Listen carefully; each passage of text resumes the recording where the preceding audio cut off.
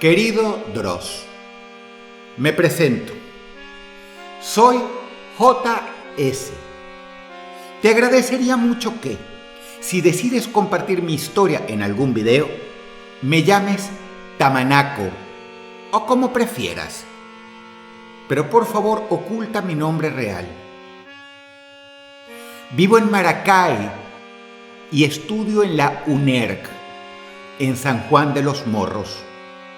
La historia que te voy a contar me ocurrió a mí personalmente e incluiré un poco de la experiencia de un compañero que pasó por algo similar.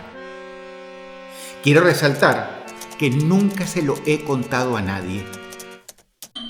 Desde hace un tiempo, gracias a tu nueva sección, decidí escribirte. Aunque no sea algo totalmente paranormal, para mí fue terrorífico e incluyó elementos de brujería.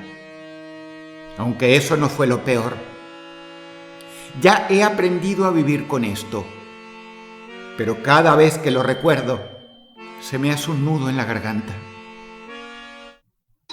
Si mi historia es digna de un video, me alegraría mucho poder sacar este trauma a la luz y leer en los comentarios las experiencias parecidas de los demás, como siempre pasa en tus videos.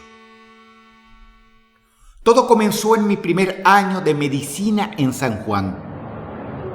Empecé como foráneo, con 17 años, adaptándome a un nuevo pueblo y a la universidad.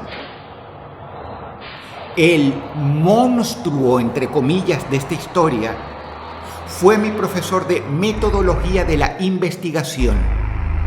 Una materia que para otros parece sencilla, pero que con un profesor estricto se vuelve tediosa. Desde el primer encuentro se notaba la actitud ligeramente afeminada del profesor, oculta bajo una fachada desafiante y exigente. Cada clase con él era estresante. Nos hacía la vida imposible. Pero esto no era lo alarmante. Gracias a Dios, soy un buen estudiante y siempre le aprobaba. Su nombre es... Abajo te dejo lo poco que aún conservo de él, incluso su LinkedIn. Puede que aún consigas información en internet, porque el muy cínico sigue ofreciendo servicios actualmente como abogado. Imagino que conoces el estereotipo del profesor exigente y amargado. Ahí empieza mi trauma. Fue después de una tarde de domingo en la que fui a comprar cosas a la bodega para el almuerzo. Subí a una calle empinada hacia mi residencia y pasé por una casa donde había una persona pegada a la puerta. Para mi sorpresa, era el profesor. Me reconoció. Nos saludamos y hablamos unos minutos sobre la universidad y la clase. Todo muy normal. Pero Dross, el tipo literalmente vivía a solo 2 casas de mí. Y eso fue mi perdición. Tras reconocerme aquel día, en clase se mostró más amigable conmigo. Como yo era buen estudiante, no tenía nada que reprocharme. Pero todo se volvió muy turbio. Su materia es la base para realizar la tesis, el proyecto o la investigación de pregrado. Cuando entramos en la elaboración del proyecto, el tipo se volvió más exigente, al punto de que todo el salón tenía malos proyectos, incluyéndome a mí. Un día me escribió después de clases para que fuera a su casa a recibir asesorías, entre comillas. Me daba ese privilegio por ser buen estudiante y del barrio. Siempre tuve mala espina. Se lo había comentado hasta a mi mamá, pero no podía desaprovechar la oportunidad. Decidí ir un día cualquiera después del almuerzo, a mediados de mayo o junio de 2023. La primera vez tenía muchas expectativas. Me trató como siempre. Charla de tú a tú sobre la universidad y demás. Apenas le mostré el capítulo 1 del proyecto, dijo que estaba convencido de que todo era obra mía, que mis compañeros no me ayudaban. Entre paréntesis, pura manipulación. Luego, el profesor desvió la charla del proyecto y me contó que había estudiado psicología. Me preguntó si quería aprovechar una consulta para conocerme un poco más. La verdad, siempre había querido ir a un psicólogo, pero nunca tuve la oportunidad, así que acepté. Me preguntó sobre mí y cómo me veía a mí mismo. De lo que más recuerdo, y nunca se me olvidará, es que le dije que era una persona muy segura de sí misma, aunque era un poco mentira. Siempre he tratado de ser optimista en ese aspecto.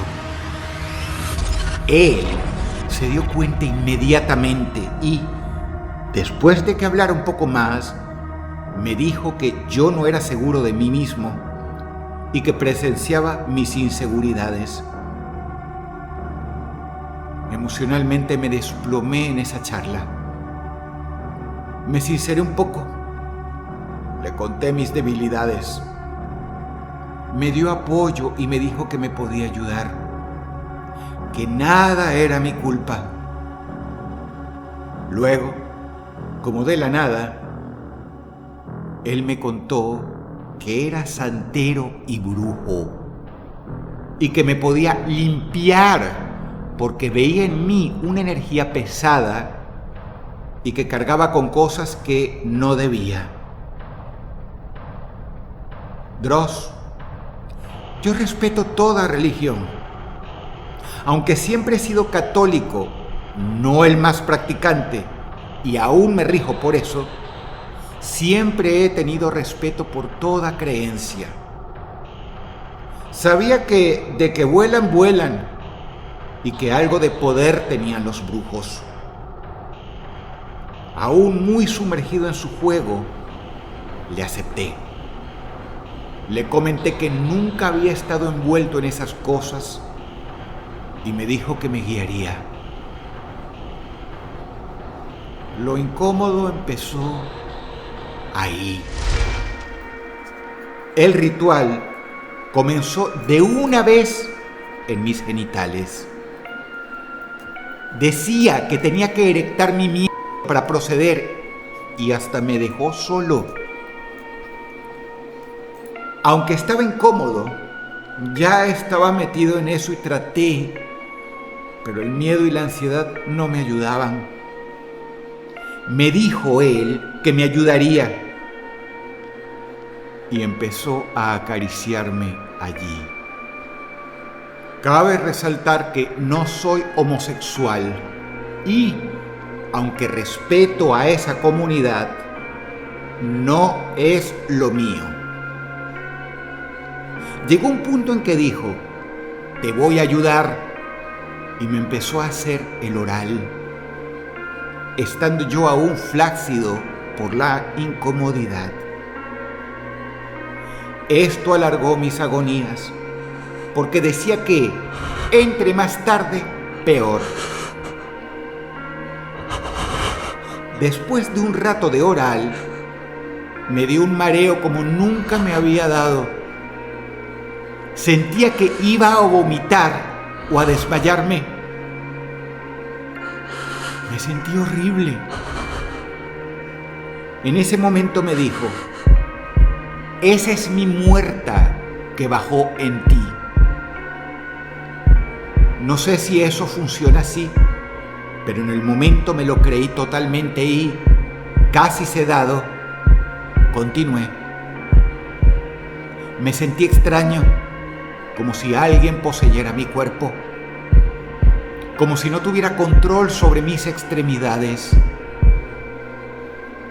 Ya terminado el acto, me fui pensando que me empezaría a ir mejor, aunque estaba consternado por la experiencia. Para mi sorpresa, me lo volví a topar de casualidad luego de ir a la bodega. Me dijo que tenía que repetirse el ritual hasta que ya no tuviera nada por dentro, que él debía vaciarme. No sé si la primera vez me dopó, entre paréntesis, lo creo, y por eso fue tolerable. Pero las siguientes veces no hubo forma de apaciguar lo asqueroso e incómodo que fue.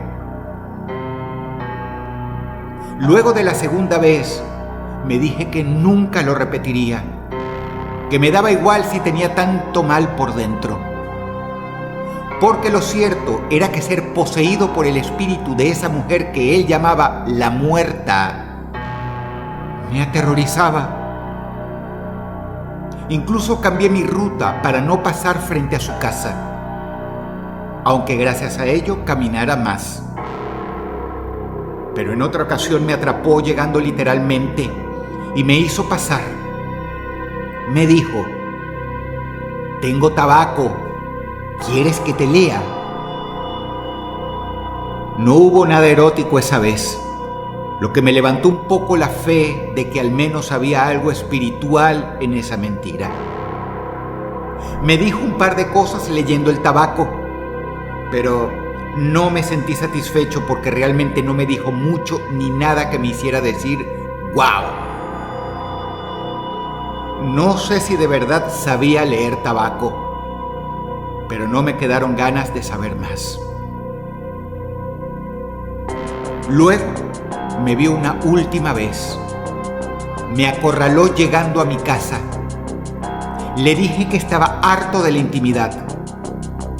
Él contestó: no importa, y empezó a frotarme el cuerpo, diciéndome que respirara y dejara bajar a su muerta.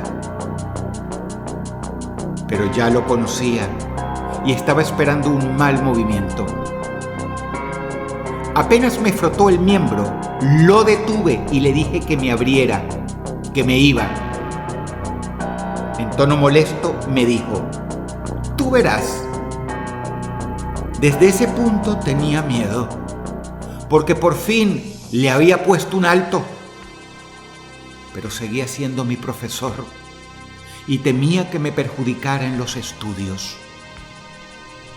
A pesar de estar loco, tenía puestos muy altos en la universidad y en la gobernación. Me sentía súper ahogado. No tenía nadie a quien contarle por miedo a que pensaran que yo era gay, a que se regara el chisme o a que me sacaran de la universidad. Pensé en denunciarlo. Entre paréntesis, aún tenía 17 en varios encuentros. Pero el hecho de haber cumplido 18 y volver a verlo, y también que no pudiera hacerlo de manera anónima, me frenó. Hasta que un día se puso más estricto de lo normal y básicamente dijo: el que no pase el parcial, no pasa el año. Lastimosamente tuve que escribirle para ver si me podía dar otra ayuda espiritual. Pensando que las veces que lo veía era más solidario académicamente conmigo, quedamos en vernos. Pero para mi suerte, Dios, al que le recé noche tras noche en esas semanas de tortura, me mandó mi salvación. Resulta que un sábado cualquiera, en el grupo de la sección, un compañero escribió literalmente que el profesor lo estaba drogando y mandó su ubicación exactamente donde vivía el profesor. Todos quedaron en shock porque sabían que podía ser súper real. Unos compañeros dijeron que iban a ayudarlo. Fueron y, pasados unos minutos, el compañero dijo que ya estaba bien y que gracias por la ayuda. Nadie más habló del tema. Unos días después, el delegado de curso nos dijo que ya no sería nuestro profesor. Y ese mismo día salió su ficha de detenido por parte del CICPC. No lo podía creer. Era literalmente mi salvación. Me sentí súper feliz porque de verdad me hizo vivir un infierno. Pero también me sentí súper cobarde por celebrar algo en lo que no tuve el coraje de actuar.